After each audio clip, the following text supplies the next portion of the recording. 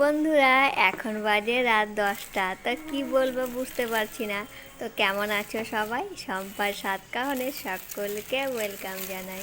আশা করছি যে যেখান থেকে আমার এই ভিডিওটি দেখছো তারা সকলে খুব ভালো আছো এবং সুস্থ আছো। আমরাও বেশ ভালো আছি। আর এই দেখো, আমার হাজব্যান্ড এখন নিয়ে এসে ফ্রাইড রাইস আর পোলাও, বাসন্তী পোলাও। তো ঠান্ডা হয়ে গেছে, এখন তো ঠান্ডা ঠান্ডা পড়ে গেছে, তো একটুতে ঠান্ডা হয়ে যায় আনতে আনতে। তো সেটাকে আমি আবার কড়াইয়ের মধ্যে গরম করে নিচ্ছি। আর এগুলো খাওয়ার একটু গরম করে খেতেই ভালো লাগে, তাই না বলো? তাহলে এর আসল স্বাদটা পাওয়া যায়।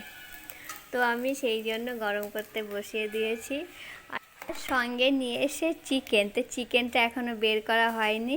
এইগুলো গরম করতে করতে ওটাও করে নেব বাটিতে। এই দেখো, বাটিতে গরম করতে বসিয়ে দিয়েছি। আর আমার হাজব্যান্ডের প্রচুর খিদে পেয়েছে আজকে দুপুরবেলা, জানো তো, ও না খায়নি। আসলে ও কাজের চাপে আসতে পারেনি, সেই জন্য খেতেও পারেনি। ও রাস্তায় টুকিটাকি হয়তো কিছু খেয়েছে। আর জানো তো, রাত্রিরে আমি রান্নাও করে নিয়েছি। আমি তো জানতাম না যে এই খাবারগুলো নিয়ে আসবে। ওর ইচ্ছে হয়েছে তো নিয়ে চলে এসছে। যাই হোক, সেই জন্য খাবারটা একটু বেশি হলো, ভাতটা। আমি আর ভাত নেব না, আমার এগুলো দিয়েই হয়ে যাবে। ওকে একটুখানি ভাত দিয়েছি, নইলে নষ্ট হবে। আর আমার ভাগের ভাতটা আমি রেখে দিলাম, কালকে সকালে খেয়ে নেব। আজকে তোমাদের একটা চুপি চুপি কথা বলছি। আমার মনে কালকেই হয়েছিল যে আমি বাড়িতেই একটু পোলাও বা ফ্রাইড রাইস এই টাইপের কিছু একটা বানাবো, বানিয়ে খাবো।